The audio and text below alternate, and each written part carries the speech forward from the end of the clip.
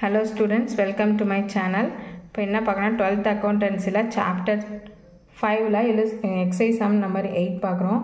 Pravina and Danya are partners sharing profit in the ratio 7:3. அதாவது அவங்களோட old profit ratio வந்து 7:3.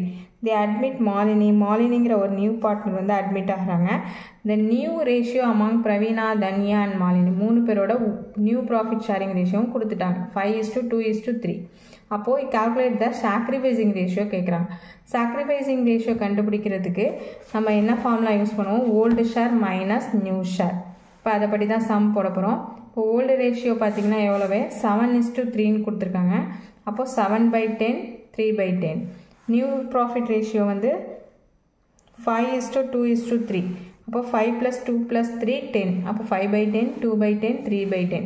இதை வச்சு தான் நம்ம என்ன பண்ண போகிறோம், சாக்ரிஃபைசிங் ரேஷியோ கண்டுபிடிக்க போகிறோம். சாக்ரிஃபைசிங் ரேஷியோ யாருக்கு கண்டுபிடிப்போம்னா ஓல்டு பார்ட்னர்ஸ்க்கு மட்டும்தான் சாக்ரிஃபைசிங் ரேஷியோ கண்டுபிடிப்போம். இப்போ ஓல்டு பார்ட்னர்ஸ் யார் இருக்கா, பிரவீனா அண்ட் தன்யா இருக்காங்க. பிரவீனாக்கு ஃபஸ்ட்டு பாருங்கள், old share minus new share. Old ஷேரோட வேல்யூ 7/10 மைனஸ் நியூ ஷேர் வந்து 5/10. இங்கே டினாமினேட்டர் ரெண்டுமே சேமாக இருக்கிறதுனால அப்படியே நம்ம வந்து மைனஸ் பண்ண வேண்டியதான். 7 - 5 2/10. ஓகேவா. நெக்ஸ்ட்டு தன்யாவுக்கு ஓல்டு ஷேரோட வேல்யூ 3/10. அதே மாதிரி நியூ ஷேரோட வேல்யூ 2/10. இங்கேயே டினாமினேட்டர் வந்து சேமாக இருக்குது, 10 இருக்கிறதுனால 3 - 2 1/10 போட வேண்டாம். இப்போது சாக்ரிஃபைசிங் ரேஷியோ கண்டுபிடிச்சாச்சு 2:1. அதை அப்படியே எடுத்து எழுதிடுங்க. ஓகேவா. சாக்ரிஃபைசிங் ரேஷியோ கண்டுபிடிக்க சொன்னாங்கன்னா இப்படி தான் கண்டுபிடிக்கணும். ஃபார்முலா அப்ளை பண்ணி old share minus new share apply பண்ணி கண்டுபிடிக்க வேண்டாம். நெக்ஸ்ட்டு சம் நம்பர் 9 பாருங்கள். Anand and Suman are partners sharing profit and losses in the ratio of 3:2. The admit சரண்கிற பர்சன் வந்து 1/5 ஆஃப் ஷேரில் வந்து அட்மிட் ஆகிறாரு.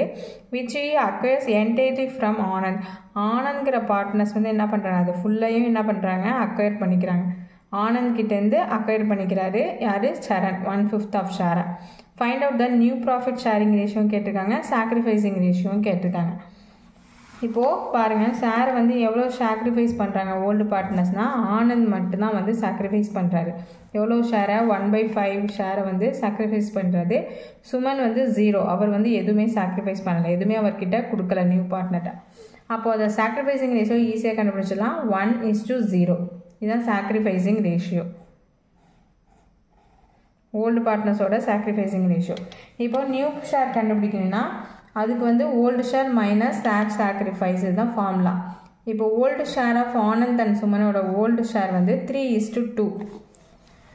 சம்மில் கொடுத்துருக்காங்க 3:2. அதை அப்படியே எடுத்துக்கிறோம். 3:2 தான் 3 + 2 5. அப்போ 3/5 2/5. இதோட ஃபார்முலா என்ன, நியூ ஷேர் கண்டுபிடிக்க ஓல்டு ஷேர் மைனஸ் சாக்ரிஃபைஸ். இப்போ ஆனந்துக்கு ஃபஸ்ட்டு 3 பார்ட்னருக்கும் நியூ ஷேர் கண்டுபிடிக்கணும். சாக்ரிஃபைசிங் ஷேர் மட்டும்தான் ஓல்டு பார்ட்னர்ஸ் கண்டுபிடிக்கணும். நியூ ப்ராஃபிட் ஷேரிங் ரேஷியோ வந்து நியூவாக அட்மிட் ஆகிற பார்ட்னருக்கும் கண்டுபிடிக்கணும். இப்போ ஆனந்த் ஓல்டு பார்ட்னர் பாருங்க, ஆனந்த்ங்கிற பர்சனுக்கு எவ்வளோ ஓல்டு ஷேர் 3/5 மைனஸ் சாக்ரிஃபைசிங் ரேஷியோலவே 1/5. ஏற்கனவே நமக்கு கண்டுபிடிச்சி வச்சுருக்கோமா 1/5.